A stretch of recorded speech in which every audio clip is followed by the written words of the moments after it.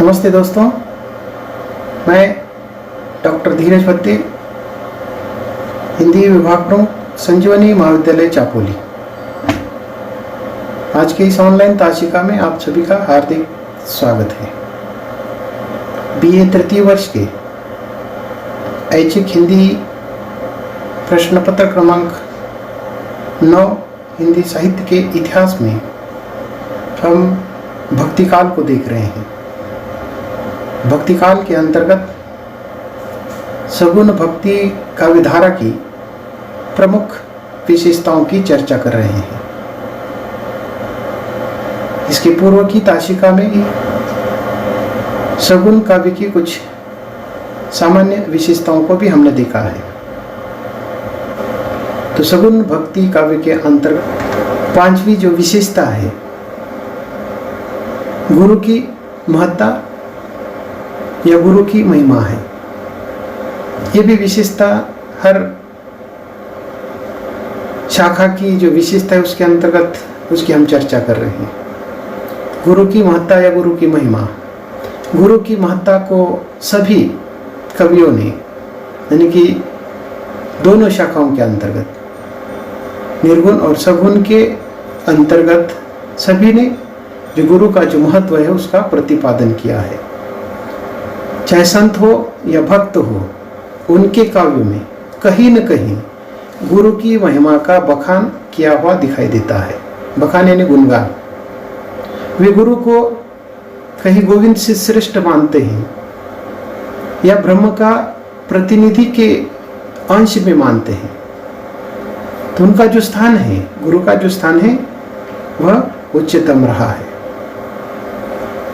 कोई भी कवि हो तो उनके साहित्य में कहीं न कहीं गुरु का बखान किया हुआ दिखाई देता है। हम जानते हैं कि जो कबीरदास है, गुरु को गोविंद से श्रेष्ठ स्थान देते हैं। गुरु गोविंद दो खड़े काके लागू पाए, बलि हर गुरु आपने गोविंद दियो बताए। तो इस प्रकार गुरु को गोविंद से श्रेष्ठ मानकर ब्रह्म का जो प्रतिनिधि है उसका वह अंश मानते हैं। गुरु कौन है? ब्रह्म का एक अंश है, उसका प्रतिनिधि है। इस दृष्टि से गुरु को अपने साहित्य में उच्च स्थान देते हैं।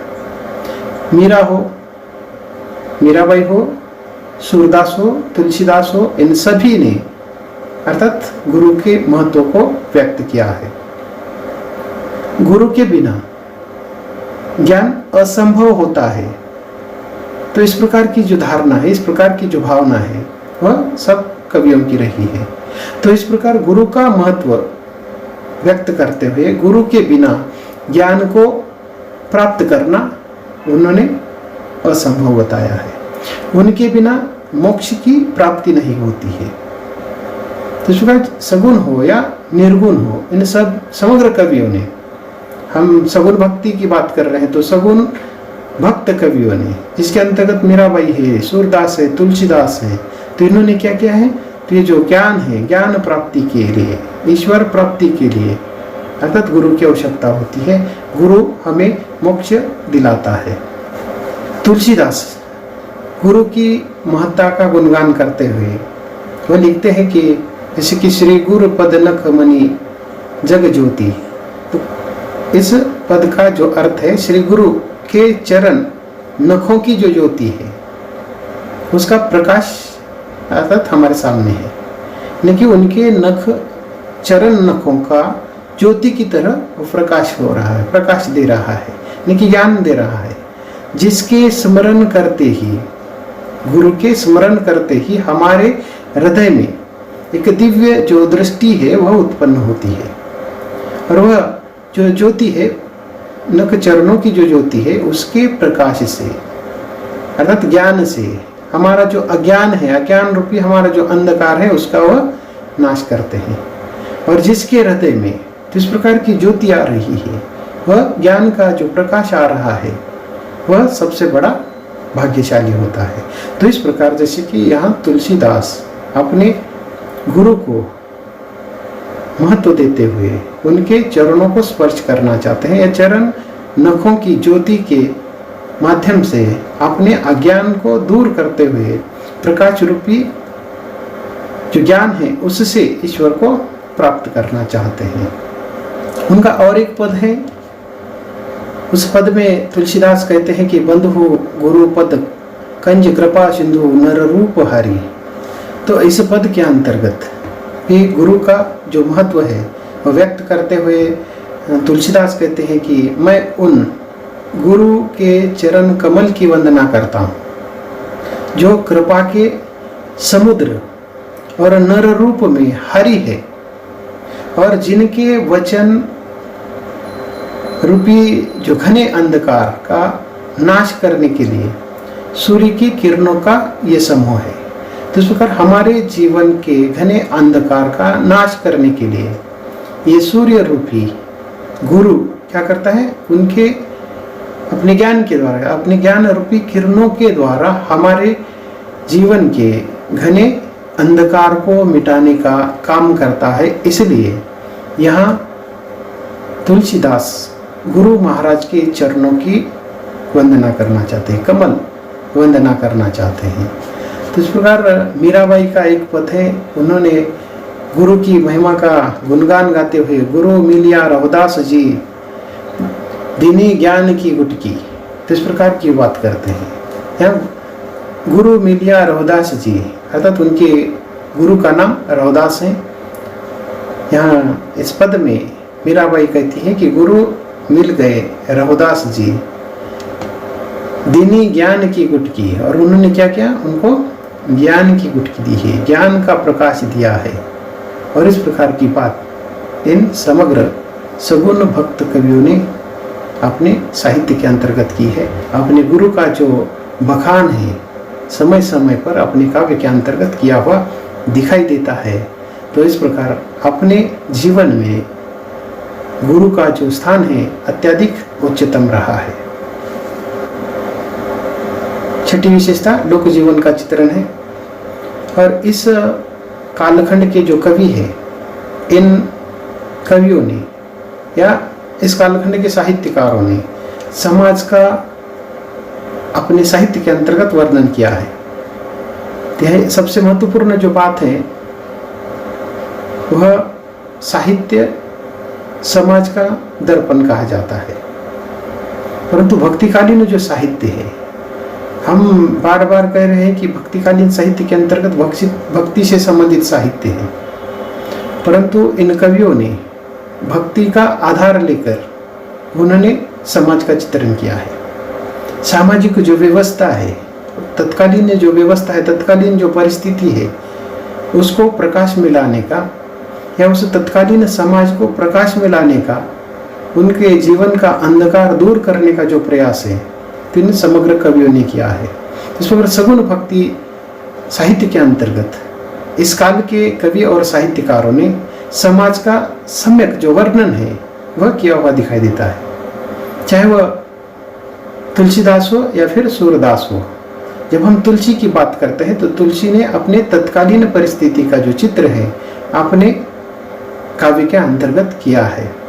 वह एक पद के अंतर्गत वह लिखते हैं कि खेती न किसान को, भिखारी को न भीख बली, बनिक को बनिज न चाकर को चाकरी। तो इस पद के अंतर्गत उन्होंने जैसे कि तत्कालीन समय की जो परिस्थिति है उस परिस्थिति का वर्णन करते हुए दिखाई देते हैं। खेती न किसान को, जैसे कि किसान है तो किसान है लेकिन उसके पास खेती नहीं है, धरती नहीं है। अगर किसी के पास खेती है तो उस खेती को करने के लिए जो आवश्यक साधन सामग्री है वो नहीं है। किसान के पास ना तो धरती है ना कोई सामान है। भिखारी को न भीख बली, और भिखारी को भी भीख नहीं मिल रहा है, या भिखारी को कोई भीख नहीं दे रहा है।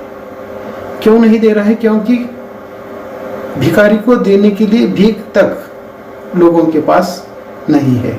तो ऐसी जो हालत है, अर्थात तत्कालीन समय की जो आर्थिक जो स्थिति है उसका वर्णन इसके अंतर्गत किया गया है। दूसरी पंक्ति में वो कहते हैं कि बनिक को बनिज न चाकर को चाकरी। बनिक यानी बनिया, व्यापारी, व्यावसायिक। ये जो व्यावसायिक है वो उनका व्यवसाय भी ठीक ढंग से नहीं हो रहा है।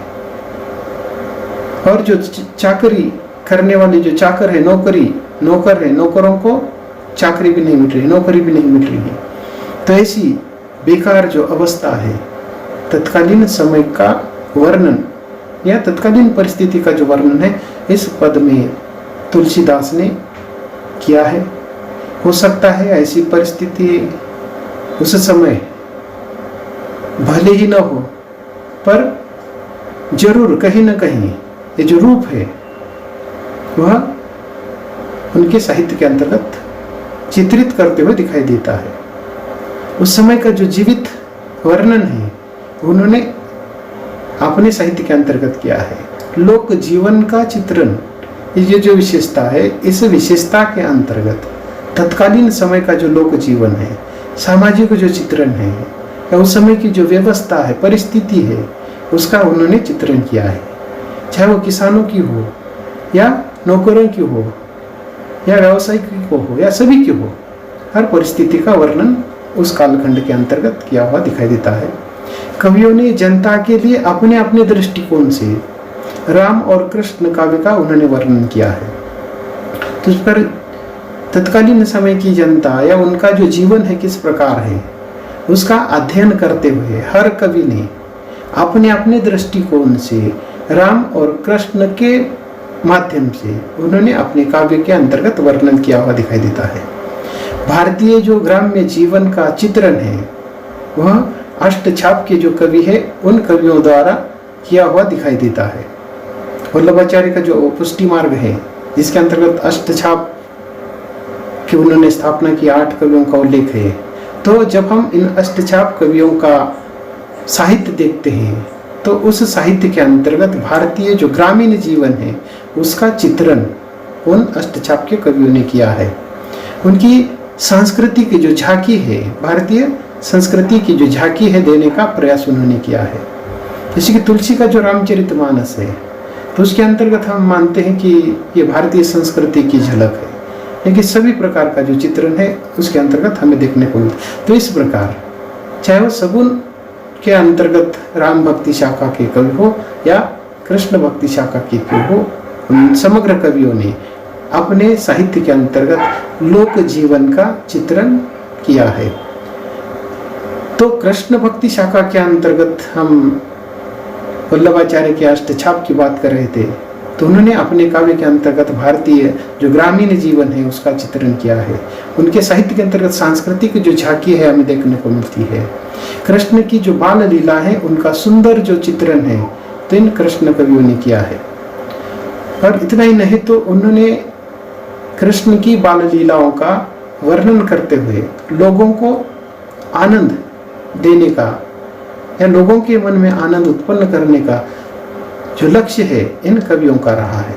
तो उसी प्रकार राम को असत्य के लिए संघर्ष और सत्य के लिए उद्धार के रूप में जनता के सम्मुख लाने का कवियों ने प्रयास किया है। इतना ही नहीं तो राम का जो चारित्र है, उनकी जो शक्ति है, उनका जो सौंदर्य है, हर बात में एक प्रकार का जो आदर्श है दिखाने का प्रयास या तुलसी या अन्य जो राम कवि है उन्होंने किया है। तो इस प्रकार राम को असत्य के लिए संघर्ष करते हुए दिखाया गया है और जहाँ सत्य है उस सत्य का उद्धार करने का जो रूप है वह जनता के सम्मुख लाने का प्रयास किया गया है। तो उनके अनेक रूपों का, उनके चारित्र का, उनके शक्ति का, उनके सौंदर्य का, ये जो विभिन्न प्रकार के जो रूप है उनके रूपों में एक प्रकार का आदर्श दिखाने का या बताने का जो प्रयास है तो इन सगुण राम भक्ति शाखा के कवि ने किया है। धर्म के उद्धार के लिए या पाप के नाश के लिए इन पात्रों को कवियों ने क्या किया है, सृजित किया है, उनका निर्माण किया है। तो इस प्रकार यह मुख्यतः हम जानते हैं कि यहाँ अवतारवादी जो भावना है या लीलाओं का जो रहस्य है उसके अंतर्गत हमने देखा है कि जैसे ही धरती पर अधर्म निर्माण होता है, धर्म संकट में आता है, तब ये क्या करते हैं, अवतार लेते हैं। धर्म के उद्धार के लिए अवतार लेते हैं, पाप के विनाश के लिए अवतार लेते हैं। तो इस प्रकार के पात्रों का जो सृजन है, निर्माण है, इन कवियों ने अपने साहित्य के अंतर्गत किया है। और ये जो अवतार के विभिन्न प्रकार के जो रूप है, चाहे वो आकार से सत हो या असत हो, देखिए यहाँ दोनों प्रकार की जो भावना है उनके पास देखने को मिलती है।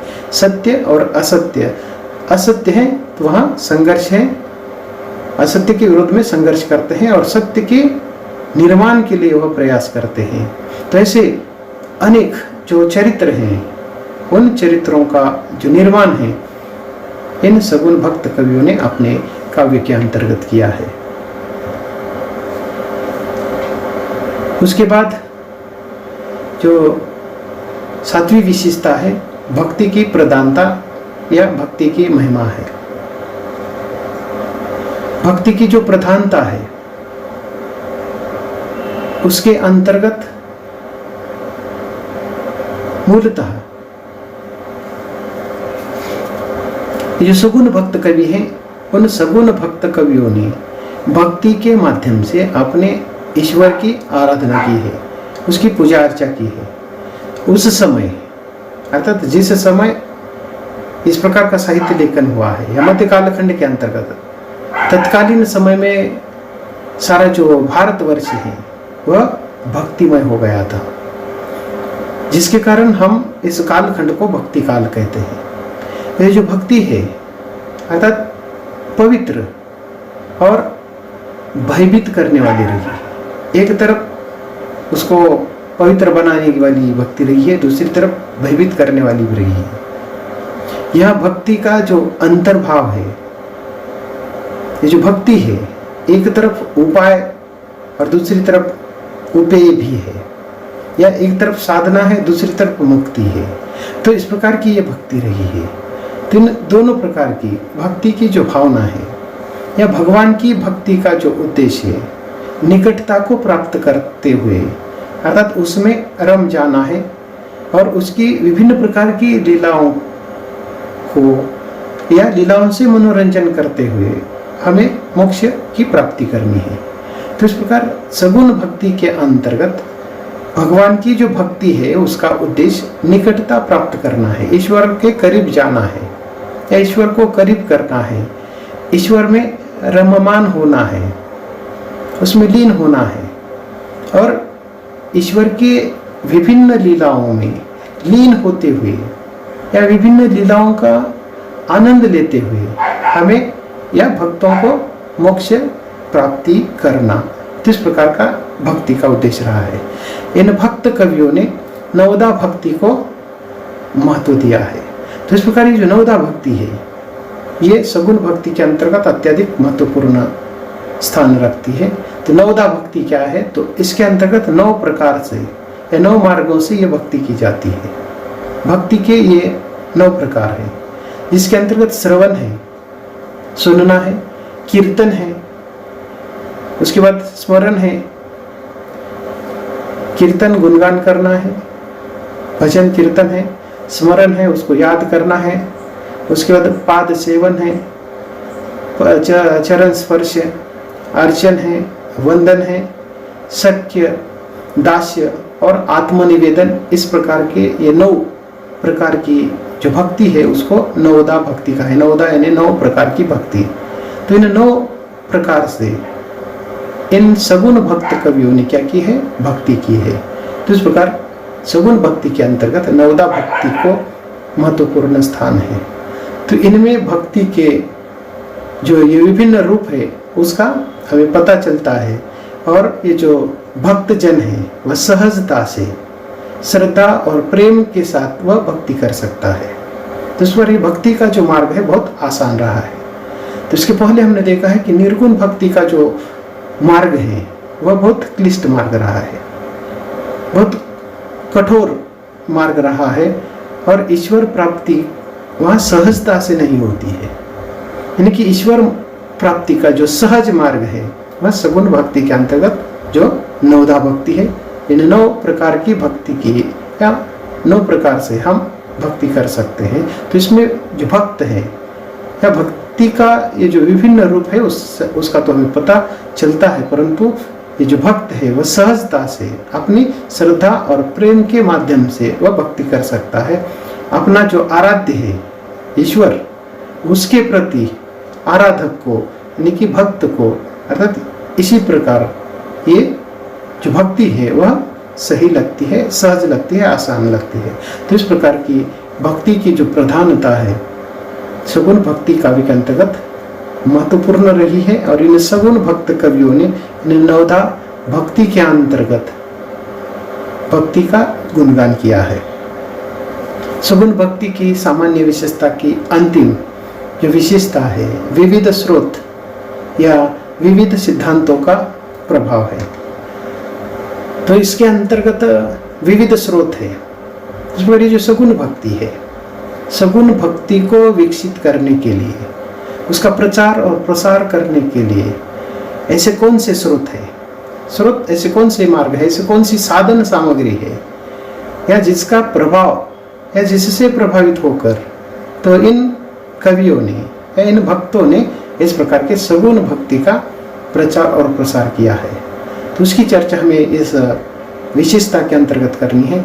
तो इसके अंतर्गत हम देखते हैं कि विविध सिद्धांतों का जो प्रभाव है, जो अभी हमने 6 प्रकार के जो सिद्धांत देखे हैं, तो उन सिद्धांतों का जो प्रभाव है तो इन भक्तिकालीन कवियों पर देखने को मिलता है। और उन सिद्धांतों से प्रभावित होकर या उसका आधार लेकर मध्यकालीन इन विभिन्न कवियों ने भक्ति की ये जो 2 धाराएं हैं या 2 धाराओं के अंतर्गत पुनः 2 धाराएं जो है तो उसको प्रभावित या विकसित करने का प्रयास किया है।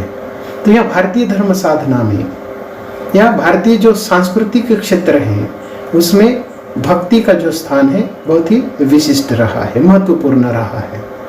हम जानते हैं कि 14वीं शताब्दी में स्वामी रामानंद ने राम भक्ति के रूप में भक्ति का प्रचार किया और 16वीं शताब्दी में वल्लभाचार्य ने भक्ति के इस क्षेत्र में कृष्ण भक्ति के रूप में भक्ति का प्रचार और प्रसार किया। उसको अपने अनेक शिष्यों के माध्यम से ये जो भक्ति है उसको विकसित किया है।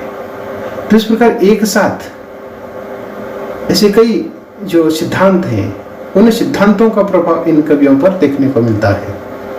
संपूर्ण भारत पर मध्य कालखंड के अंतर्गत जो भारतीय जो धर्म साधना है या भारतीय जो सांस्कृतिक क्षेत्र है वह भक्ति से प्रभावित रहा है। और इस प्रकार भक्ति का ये जो विशिष्ट स्थान है मध्य कालखंड के अंतर्गत रहा है। विशेषकर 14वीं शताब्दी में स्वामी रामानंद का जो राम भक्ति का जो उसका जो प्रचार और प्रसार है वो बहुत तेज गति से हुआ है। इस दृष्टि से 14वीं शताब्दी में स्वामी रामानंद ने राम भक्ति के रूप में भक्ति का प्रचार और प्रसार किया और तदनंतर 16वीं शताब्दी में वल्लभाचार्य ने भक्त कृष्ण भक्ति के अंतर्गत या कृष्ण की जो विभिन्न रूप है उन रूपों की भक्ति का प्रचार और प्रसार किया। और आगे चलकर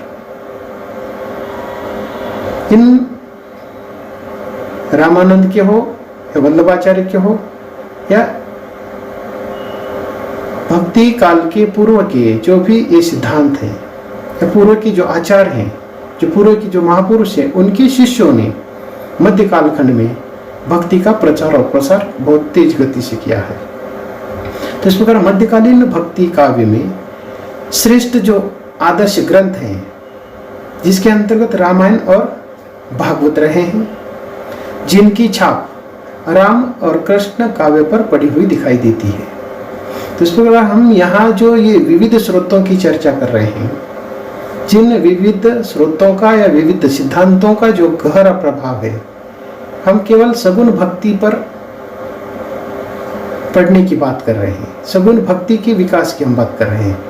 सगुण भक्ति के अंतर्गत महत्वपूर्ण जो आधार ग्रंथ है वह रामायण और भागवत रहा है और इसकी जो छाप है, उसका जो प्रभाव है, हमें मध्य कालखंड का ये जो राम भक्ति काव्य और कृष्ण भक्ति काव्य है तो उसके ऊपर हमें देखने को मिलता है। केवल ये 2 ग्रंथ ही नहीं है, ऐसे बहुत बड़ी ग्रंथ संपदा है, ऐसे बहुत बड़े सिद्धांत हैं, ऐसे बहुत बड़े महान व्यक्ति है जिनका प्रभाव इस कालखंड के कवियों पर पड़ा हुआ है। तो इस प्रकार जब हम संस्कृत साहित्य की बात करते हैं तो संस्कृत साहित्य का भी बहुत बड़ा जो प्रभाव है इस कालखंड के कवियों पर देखने को मिलता है। विशेषकर संस्कृत के जो भगवद गीता है, विष्णु पुराण है, इसका उल्लेख इसके पहले भी हमने एक बार किया था। ये संस्कृत के भगवद गीता, विष्णु पुराण, नारद भक्ति है, शांडिल्य भक्ति सूत्र है, तो ये जो विभिन्न संस्कृत के ग्रंथ हैं, उन ग्रंथों के साथ साथ ऐसे अनेक संस्कृत के नाटक हैं। उस समय लिखे हुए संस्कृत के जो नाटक है उसका जो प्रभाव है संस्कृत के कवि और नाटककारों का, साहित्यकारों का, और इन विभिन्न साहित्यों का जो प्रभाव है इस कालखंड के कवियों पर बड़ा दिखाई देता है। उसके साथ साथ जब हम दक्षिण के अलवार जो आचार्य हैं उनका भी उल्लेख हम यहाँ कर सकते हैं। उनका भी बहुत बड़ा जो प्रभाव है वह इन राम भक्ति और कृष्ण भक्ति साहित्य पर देखने को मिलता है, जिसके अंतर्गत हमने विभिन्न सिद्धांतों का उल्लेख भी किया है, जिसके जो महत्वपूर्ण जो प्रचारक है, प्रणेता है, जिसमें रामानुजाचार्य है, निम्बार्चार्य है, वल्लभाचार्य, माधवाचार्य हैं, साथ ही विष्णु स्वामी, चैतन्य स्वामी।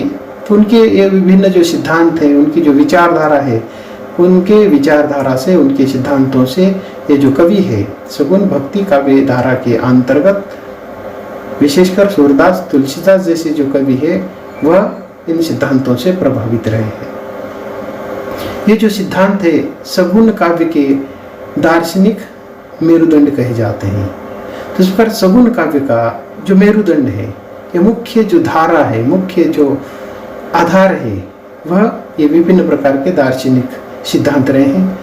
इनके काव्य की जो मौलिक अनुभूति है वह सजीव रही है, क्योंकि इन पर विविध जो विचारधारा है उसका गहरा प्रभाव हमें देखने को मिलता है। तो इस प्रकार विविध जो स्रोत हैं, सगुण भक्ति काव्य धारा की जो विशेषता है या उसका जो विकास है, उस विकास के पीछे ये विभिन्न प्रकार के साहित्यिक ग्रंथ या विभिन्न प्रकार के दार्शनिक सिद्धांत रहे हैं। विभिन्न प्रकार के जो महत्वपूर्ण जो महापुरुष रहे हैं, संत आचार्य रहे हैं, उनके प्रभाव से, उनके मार्गदर्शन से अर्थात ये जो सगुण भक्ति काव्य धारा है प्रभावित हुई है, विकसित हुई है। तो इस प्रकार ये जो 8 प्रकार की जो विशेषता हैं, इन विशेषताओं को हमने बहुत विस्तार के साथ हमने यहाँ चर्चा की है। तो इस प्रकार हम यह देखते हैं कि ये जो सगुण मत है, सगुण मत के ये जो सिद्धांत है, उन सिद्धांतों में जो वैष्णव साहित्य है, विशेषकर वैष्णव साहित्य क्या है, वैष्णव साहित्य से आगे चलकर ये 2 धाराएं विकसित हुई है, राम भक्ति और कृष्ण भक्ति। तो इस प्रकार वैष्णव साहित्य में ब्रज रस एवं राम रस, ये 2 महत्वपूर्ण जो रस है वह आगे चलकर विकसित होते हैं, और ब्रज रस और राम रस से जो सरसता पूर्ण साहित्य लिखा जाता है, जिसके अंतर्गत हमने देखा है कि सगुण उपासना है, अवतार की भावना है, छुआछूत जो कि अमान्य है यहाँ, उसके साथ ही गुरु की महिमा का उन्होंने गुणगान किया है, लोक जीवन का उन्होंने चित्रण किया है, भक्ति की महिमा, और अंतिम जो विशेषता है विविध स्रोतों से ये जो साहित्य है वह उभरा है। और इस प्रकार इस साहित्य को विकसित करने वाली ये जो विभिन्न प्रकार की जो धाराएं हैं या विभिन्न प्रकार का जो स्रोत है, इस प्रकार मध्यकालीन ये जो सगुण काव्य है हिंदी साहित्य के एक उत्कर्ष का चरम बिंदु हम कह सकते हैं, या चरम बिंदु को छूने का जो प्रयास है इस कालखंड के साहित्य ने किया है। और उसके पीछे ये महत्वपूर्ण जो सिद्धांत हैं, महत्वपूर्ण जो विविध स्रोत हैं, उसके आधार पर ही इस कालखंड के अंतर्गत इन कवियों ने उत्कृष्ट ऐसा जो लेखन है, श्रेष्ठ ऐसा जो साहित्य है वह इस कालखंड के अंतर्गत लिखा है। तो इस प्रकार यहाँ परीक्षा के दृष्टि से सगुण भक्ति काव्य की सामान्य विशेषताओं की चर्चा की। इस प्रकार का एक प्रश्न महत्वपूर्ण है। हम यहाँ रुकते हैं। धन्यवाद।